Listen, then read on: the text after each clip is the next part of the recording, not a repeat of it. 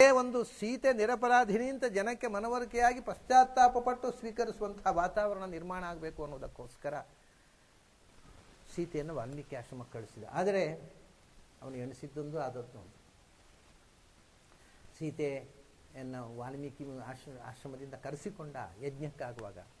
ಯಜ್ಞ ಮಾಡುವಾಗ ಕೂಡ ಎಲ್ಲಿ ತನಕ ಗೊತ್ತಾ, ರಾಮಚಂದ್ರ ಸೀತೆ ಕಾಡಿಗೆ ಹೋದ್ಮೇಲೆ ಯಜ್ಞ ಆಗಬೇಕು. ಯಜ್ಞ ಆಗಬೇಕಾದ್ರೆ ನಿಮ್ಗೆ ಗೊತ್ತುಂಟಲ್ಲ, ಸಂಕಲ್ಪಕ್ಕೆ ಪುರೋಹಿತರು ಕರೀತಾರೆ, ನಿಮ್ಮ ಮನೆಯವ್ರನ್ನ ಕರೀರಿ ಅಂತ.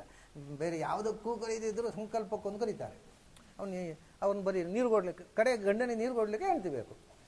ಸರಿ, ಅವರು ಕರೀರಿ ನಿಮ್ಮ ಯಜಮಾನಿಯನ್ನು. ಸರಿ, ಪುರೋಹಿತರು ಹೇಳಿದ್ರಂತೆ ರಾಮನ ಹತ್ರ, ಸಂಕಲ್ಪ ಮಾಡಬೇಕಾಗಿದ್ದರೆ, ಯಜ್ಞ ಮಾಡಬೇಕಾಗಿದ್ದರೆ ಸಹಧರ್ಮಿಣಿ ಬೇಕು, ಧರ್ಮೇಚ ಅರ್ಥೇಚ ಕಾಮೇಚ ನಾತಿಚರಾಮಿ ಅಂತ ಹೆಂಡತಿಯನ್ನು ಬಿಟ್ಟು ನೀನು ಒಬ್ಬನೇ ಯಜ್ಞ ಮಾಡುವ ಹಾಗಿಲ್ಲ. ಅದು ಗಂಡ ಹೆಂಡತಿ ಜೊತೆಯಾಗಿ ಮಾಡ್ತಕ್ಕಂಥ ಕ್ರಿಯೆ. ಆದ್ದರಿಂದ ನೀನು ಬೇರೆ ಮದುವೆ ಮಾಡ್ಕೋಬೇಕು ಅಂತ ಸಲಹೆ ಮಾಡಿದರು ಯಾಜ್ಞಿಕರು.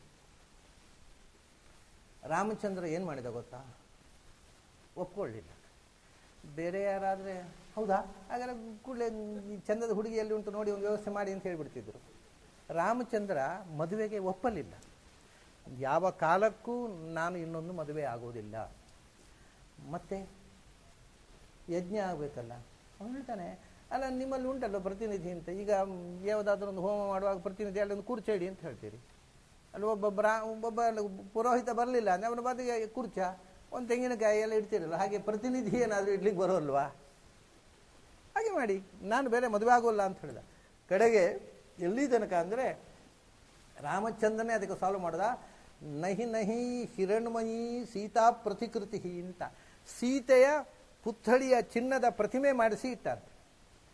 ನನ್ನ ಜೊತೆಗೆ ಸಂಕಲ್ಪಕ್ಕೆ ಇದು ಪ್ರತಿನಿಧಿಯಾಗಿರುತ್ತೆ, ನಾನು ಬೇರೆ ಮದುವೆ ಮಾಡಿಕೊಳ್ಳೋಲ್ಲ.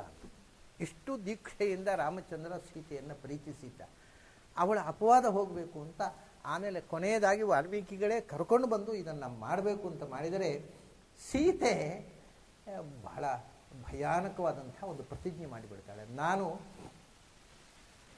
ರಾಮನನ್ನು ಬಿಟ್ಟು ಬೇರೆ ಯಾರನ್ನಾದರೂ ಮನಸ್ಸಿನಲ್ಲಿ ಯೋಚಿಸಿದ್ದೇನೆ ಅಂತಕ್ಕಂಥ ಅಪವಾದ, ಅದರಲ್ಲಿ ಒಂದು ಲವಲೇಶ ಸತ್ಯ ಇದ್ದರೆ ಭೂಮಿ ನನ್ನನ್ನು ಸ್ವೀಕಾರ ಮಾಡಬಾರ್ದು, ಇಲ್ಲಾಂದರೆ ನನ್ನ ತಾಯಿ ನನ್ನನ್ನು ಸ್ವೀಕಾರ ಮಾಡಲಿ.